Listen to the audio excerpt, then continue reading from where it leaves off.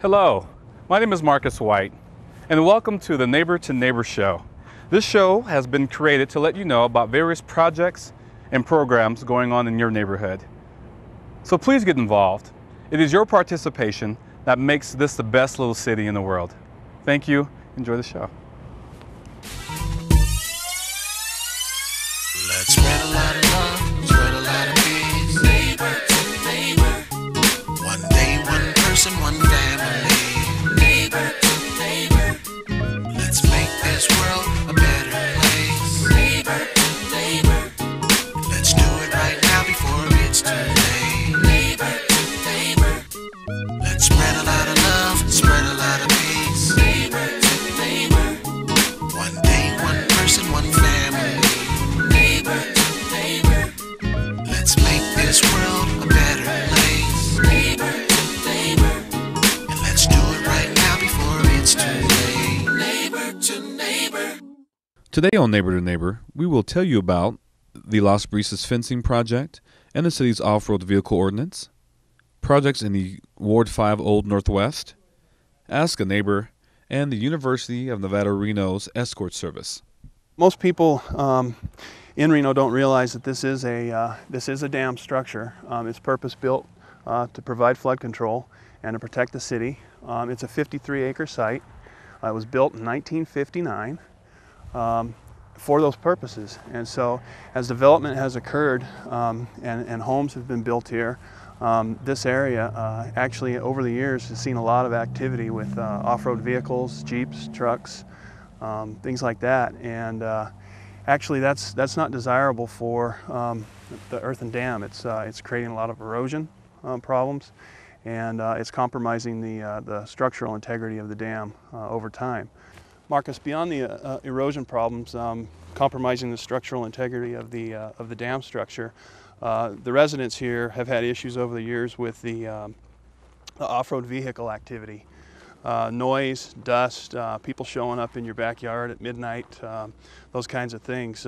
Folks were getting a little upset about that. Okay. They came to us right about the time we were going to address the controlling the access to this area to prevent the erosion. They came to us right about the same time and expressed a concern to do something to try to control the activities of the vehicles. So what we did was we got with the Neighborhood Advisory Board and we came up with alternatives for fencing. And the best alternative that we came up with and was decided on was the cable fencing that you see here. And we installed, last October, we installed approximately 2,500 feet of cable fencing along Las Brisas and in the upper portion of the canyon here. So far, it's been a very positive response. It's been very effective. It's significantly reduced the activity with the vehicles in here. All right, I'm here with Susan Klink. You are a local resident. I am. And I was talking to you earlier, and you walk here frequently. I do. Okay. And can you tell us a little bit about how this fencing has helped with off-road vehicles and what changes that you've seen that has happened? Yes. Well, for a long time, trucks and off-wheel vehicles would just drive up over the side of the hill through the trees and come back in here where the homes were. And they tried to put up big cement blocks to keep them out, but they still kept coming. So then they put up this nice looking fence, and it seems to have kept everybody out. Good, good.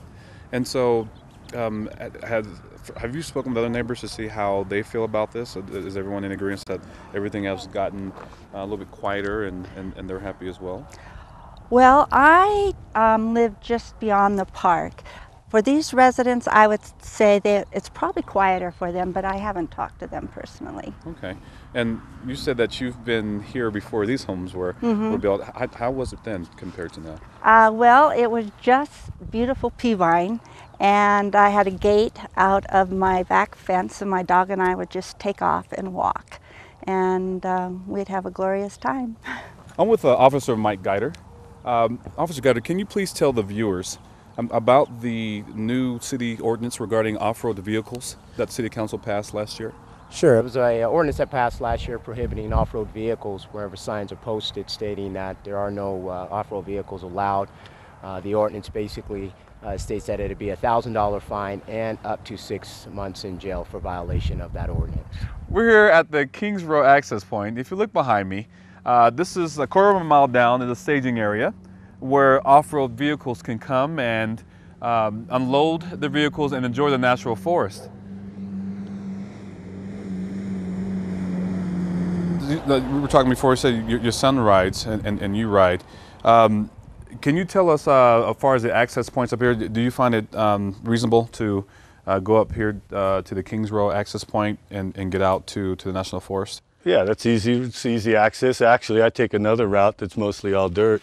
It's on the other side of the condos here. I follow the dirt road, cross over Regal. It's the only paved road, and then we go up on Peavine. And do you find the city's ordinance pretty simple to follow? Of course, we have about 12 different access points that those who who ride motorcycles or use off-road vehicles. Right, we obey their signs up there. Like over more to the east, there's the Keystone Canyon area, which is designated for mountain biking and hiking. But we used to ride on it before that. Now we ride over here. To the west is more motorcycle access, so that's why we ride over here. To learn more about the City of Reno's off-road vehicle ordinance, please visit our website, www.cityofreno.com. I pledge allegiance to the flag of the United States of America and to the republic for which it stands, one nation, under God, indivisible, with liberty and justice for all. Enjoy your freedom. Support combat wounded veterans. Presented by the Military Order of the Purple Heart. For more information, visit www.purpleheart.org.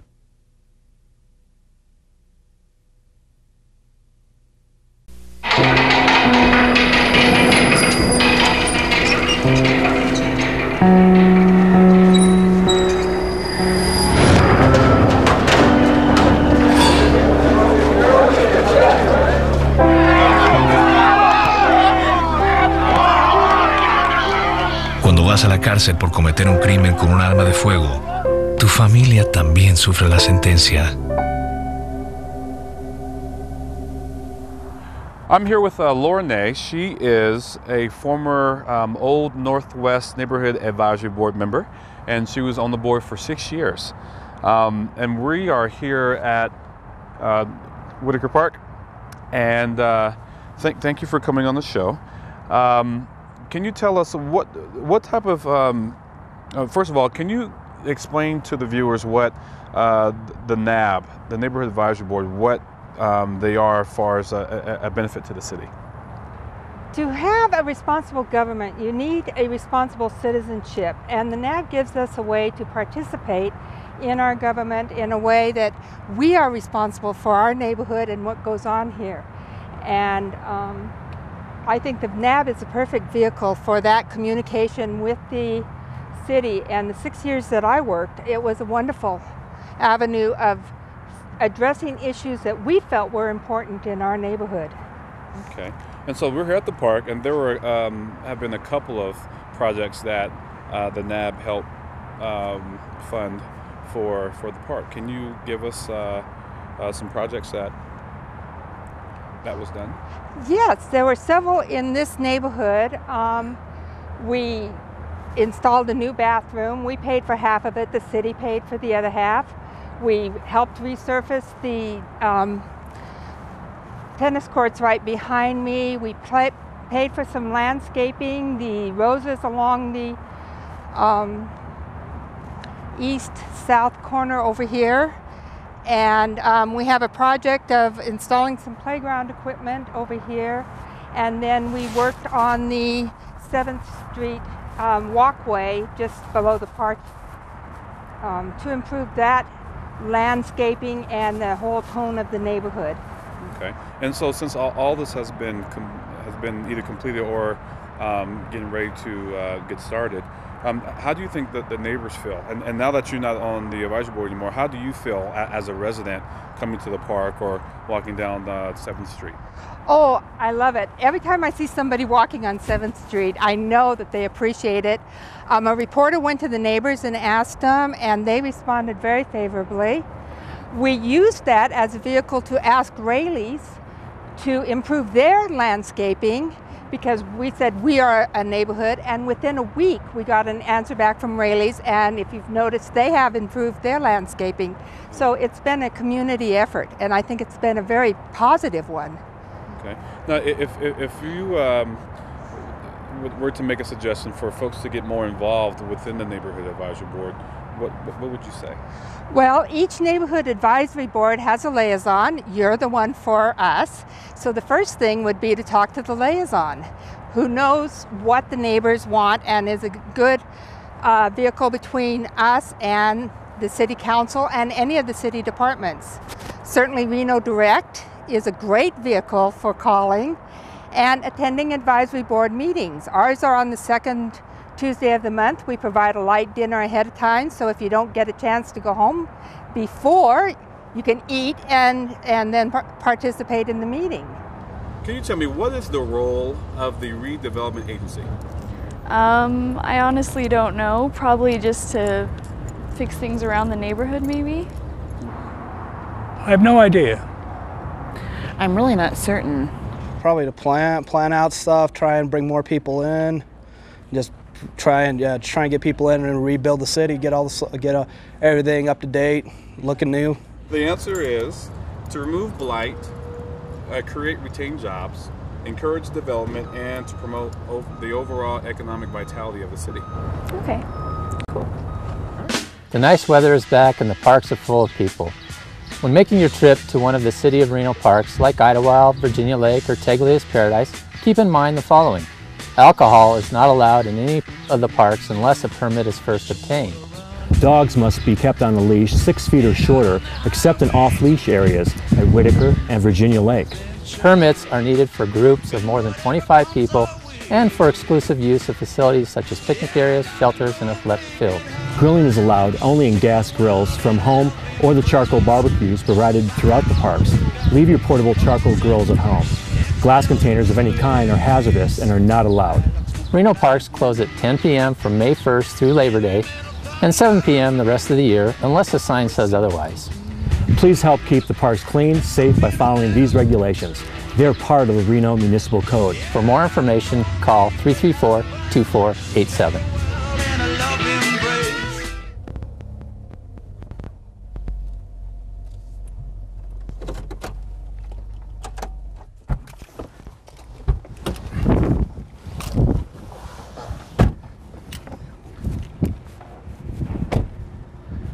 I'm with Monica Thompson. She is the coordinator for the Campus Escort Service. Monica, thank you so much for being on the show. Can you give me a little background history regarding the Campus Escort Service? Well, Campus Escort was initially created as a safety program in the 80s at UNR, mostly walking around campus, making sure that students, faculty, and staff are safe walking to and from buildings and to parking spots. Okay, so when did you guys start using transportation? The vehicles, I believe, came in the 90s. And the interesting thing is in the last year or so, we just started back to doing walking escorts. So we were utilizing the vehicles mostly so we could increase the distance where we go, the distance of our boundaries. We do have only 10% of students on campus can live in our dorms, so the rest of the students are really forced to live in the neighborhoods that surround the university, so enabling them to really extend their day and be able to come and go from campus and increase their day, the length of their day and the activities that they can participate in, and really it really helps them be a bigger part of campus, I think, in the evening time. Okay, and so how many escorts do you currently have? We have, on the average, each semester between 25 and 35 students that work for us, and they have to be full-time students. They have to have certain GPA. There is, with regards to Campus Escort, student employment, we background check them. We do a fingerprint background check. They have to take a driver safety course, and they go through, employee evaluations, but also safety evaluations and things like that. We have 5 of our students are supervisors, so we do a lot of peer guidance and leadership training through this program. So it's a job, but it's also, you know, leadership training. Now, are there any lines or phones on campus that people can pick up and call and ring directly to Campus Escort? Sure. All campus phones have a yellow button that they can push, and it goes straight to our Campus Escort phone. The blue lights that were installed last spring all have an info button on there, and the info button goes directly to Campus Escort, and we can locate them through that info button. So anybody on campus can, if you don't have a cell phone or you're not next to a phone, you can always call Campus Escort. Okay. And the last thing, can you tell me about the jackets that the Old Northwest Neighborhood Advisory Board purchased for the program? That was really something that our students were really grateful for. Not just the people who worked for us, but I think also the people who were being picked up. It really gave us a, the student employees were warm. They were very happy. They were sharing jackets previously, and the grant that was for $1,820 paid for 40 jackets. They do have the ASUN Campus Escort logo on the front, and in big white bold letters on the back says Campus Escort, so they're highly identifiable. What I do as a Campus Escort officer, I drive the vans, and we pick up students and their guests within a 2-mile radius. We give them rides to their homes. If they work at a certain place, we give them a ride there if they're going to work.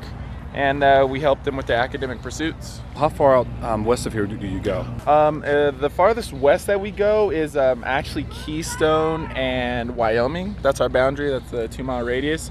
So yeah, most of our, like a lot of our students, like even me, I live past Keystone out that way near Rancho San Rafael. So yeah, we definitely go there all the time. Okay, and so if residents came to use the library, for instance, could they give you a call and get it right back to their home if they're within the 2-mile radius? Yeah, definitely. I mean, if you're going to campus or you're going from campus to off campus, then yeah, that's what we're here for. So okay, great. That's what we do. Okay, so do a lot of students, do they utilize the service that you guys offer? Oh yeah, every night. I mean, we get like all the workers that work at the Joe, they get rides if they don't have a car, if they live on campus. All the people that go to the library when the library closes, we usually get like tons of calls from everybody. So yeah, like all the students use it. I even use it when I'm not working. So. Okay. And so what's the phone number? The phone number is 742-6808. So it's on the side of all of our vans too in big blue letters. So. Okay. So viewers, if you guys are coming here to the university to use the services here, please give Campus Escort a call, and they'll definitely get you back safely to your home. I first started using the service probably the end of my freshman year when I lived in the dorms. And I love Campus Escort. It's really convenient, especially if you don't buy a parking pass. I think it's very important, and although sometimes, you know, I might be frustrated with Campus Escort, it's a valuable service, and I hope to see it continue. I really like the service because, especially for me and all the events that happened last year, I don't want to be walking anywhere by myself on campus. And even though, I live close to campus, but it's still, I don't want to walk by myself, and they're always there within 5, 10, 15 minutes. So, you know, it's kind of it might be an inconvenience if you have to wait a little bit, but it's so much safer that way. Thank you for tuning in to the first installment of Neighbor to Neighbor. If you have something that's fun and exciting going on in your neighborhood, please contact us. Let us know. You can contact us at Reno Direct at cityofreno.com, or give us a call at 334-INFO. That's 334-4636. Thanks again, and we'll see you next time.